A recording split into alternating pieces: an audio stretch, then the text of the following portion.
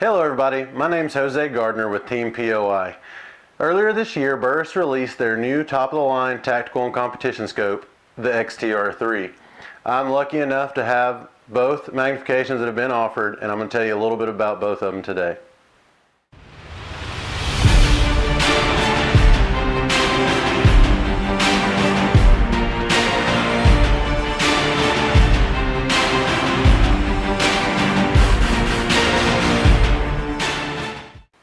So as I mentioned, today we're going to take a look at the new Burris XTR3. Not a lot of information out there about this. I've actually got about 6 of them because I have just absolutely fallen in love, and I want to get that information out there for people that have similar applications as I do. So as you see on my rifle here, I actually have the 5.5 by 30 with the SCR2 mil reticle, a new reticle that's been released by Burris that I love. And I also actually have a 3-18 that rode my hunting gun for most of this season. I'm actually in the middle of a change. This isn't on top of anything, but I'll be able to talk a little bit about both in general. Up front, what are you going to want to know? You're going to want to know that the glass is greatly improved from the XTR2. Let's be honest, the XTR2 was an absolute great scope. My favorite turret system, probably just absolutely simple. Tank of a scope, could not break it, absolutely durable, easy to use. It just fell a little bit short on the glass.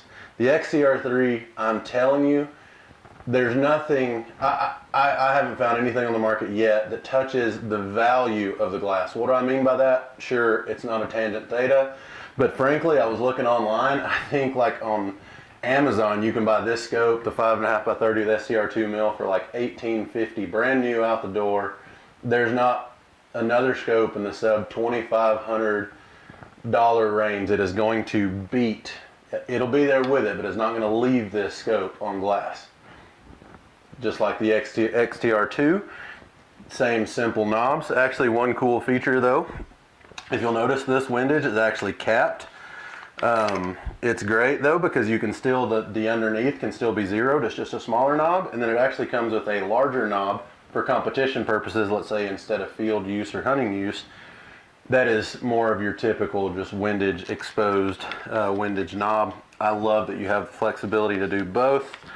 Some pretty cool features. We're actually going to go to how this comes in the package, and I'll discuss a few more as well. So as I mentioned, I'm going to go through the unboxing process. This is a 3x18 box, but frankly it's the exact same thing for the 525 aside from the length of the scope. You can actually see here where they've got a little pre-cut out for the 525 as it extends. So the first thing we'll go through, it's going to come obviously with the owner's manual. Comes with a nice little cleansing cloth, and then the 1 Allen wrench that does pretty much anything you need for operation with the scope. Next, we'll pull the scope out. So first couple things you notice is obviously going to have a pretty nice scope cap up front. I'm not a big scope cap guy, but these are incredibly functional. Positive control, both closing and undoing. On the back, you've actually got a push button that you could flick with your thumb, obviously, as you would reach up probably with your left hand. Be a little something like that. Flip it, do your magnification, etc. We'll pop that off. Once again, not the world's biggest sunshade guy either, but comes with the sunshade already in the box. Nice and convenient. Obviously, it doesn't come with those rings. I had this scope mounted and put it back for these purposes. But a couple things you'll notice as well. Probably one of my favorite features is the fact that you have options for your windage knob.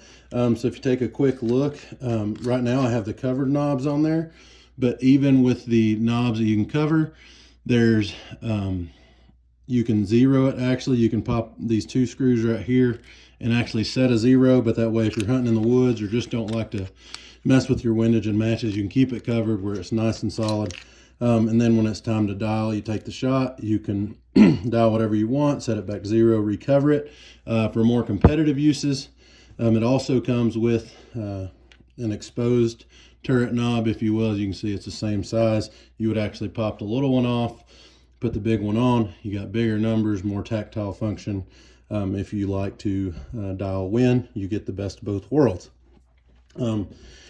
A couple of other things you'll notice, there is a lot of texturing. This knurled, just the knurled texturing all over the scope is nice. I shot a match a couple weekends ago in about 8-degree weather, and that texture was really nice for shooting with gloves on.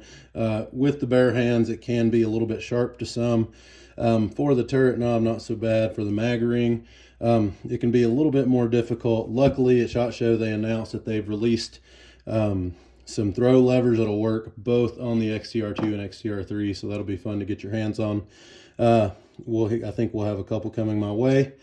And then finally, the last function you'll notice here is the locking lock ring for focus. So you can actually unscrew that, focus wherever you want, and then lock it back down nice and tight. That's really nice. It doesn't get bumped off then at that point. Pulling it out of your backpack, or if you're going to use this scope with the scope rings, with the scope caps, putting them on and off doesn't affect where your focus is at. So a pretty simple box, straightforward, what comes with the package, but a lot of nice options. All right, so I'm going to quickly go over some specs real quick. I don't want to insult anybody's intelligence. You can go right to the website. It's really informational of Burris. But this is a 5.5 to 30. One of the main things that I think I thought about when it came out is I'm actually very interested in both ELR 22 and actually ELR centerfire was the internal elevation. Now, the 3.5 to 18 is actually 120 MOA or 35 mils internal. The 5.5 to 30 is more like 90 MOA or 26 mils internal. Sounds a little bit less than maybe what some of the scopes people are comparing this to. You know, your Nightforce ATAC R, your Razor Gen 2, maybe your Schmidt, those mid 2000 Schmidts. But when you really think about the practicality of what you're going to use it for, I'm going to use this for the ELR match, the Q Creek match in Wyoming this coming summer. It's going to be ran on a 6.5 PRC. 6.5 PRC needs right at 15 mils at their elevation to get to a mile, right? So when you think about this, it has 26 mils built in. You get a 20 MOA rail. Maybe you get some cant built into your rings with some of the Burris rings, and all of a sudden you've got more elevation than most people are going to know what to do with. For your more common competition, your NRL 22, your normal NRL PRS, or just long range plinking, you're 10 mils or less all the time. You're going to have plenty. So absolutely plenty capable there. Now let's talk about a couple of the upgrades that I really love. Let's say over the XTR2, we mentioned that the glass is just an absolute upgrade. I really love it. The reticle, so this is the SCR2 reticle, and actually all of the ones that I own currently. I'm a big fan of the 0.2 mils graduations for elevation as well as wind, not just for wind. Absolutely love using holdovers, and so I think they really knocked it out of the park. It's not a busy reticle whatsoever. Really enjoy using that. One thing is interesting is the parallax. So the parallax on the 5.5 to 30 is goes down to 20 yards. On the 3.3 to 18, it actually goes down to 25. Not as low, but still very close. Plenty for 22 work, etc. Inside of 150 yards, it's actually pretty picky. You can't set it at 75 and get a real clear picture at 100, but what I have noticed that I actually enjoy more than most scopes that I've ever used is that not only is it picky, but it actually is also really dang crisp. So when I do get it on perfectly at 100, I believe I get a much significantly clearer picture than a vast majority of the scopes I've used. I call it 624, the Gen 2 Razor, just to give you some reference. So right inside of 150, it's picky. Love that for 22 work or just for load, workup, perfect zeros, etc. Outside of that 150, 200, it still becomes a set it and forget it. You got targets between 3 and 6. You just put it on 400 and let it go. So it is a very, very functional scope, and I think it's very interesting that they developed a package that I, who am honestly pretty much an optics snob, have really, I'm very confident in it on my 22. All the way out to ELR work and everything in between, long range hunting, etc. Now, I'm going to show you a little bit of a comparison, the 3 to 18 compared to the 5 to 30. The 3 to 18 is significantly shorter. It actually comes in lighter as well, is at just under 30 ounces, which makes it, you know, we obviously want light backpacking guns, but 30 ounces for a dedicated long-range hunting rig is pretty easy. But now where I think you draw the distinction, the 5 to 30 is very easy to get behind. I've had several new shooters who have just absolutely used it with no problem whatsoever. Very forgiving eye box. My personal experience, and I've only shot maybe 50 rounds or so through the 3.3 to 18, is that the eye box is a hair pickier. I say that saying that I also pulled it out of the box, sighted in a gun with it, and shots 10 and 11 out of both the gun, brand new gun, and the scope were impacts at 1100 yards on a 16-inch plate. It wasn't holding me back, but it is not as easy or seamless to get behind as the 5.5 to 30.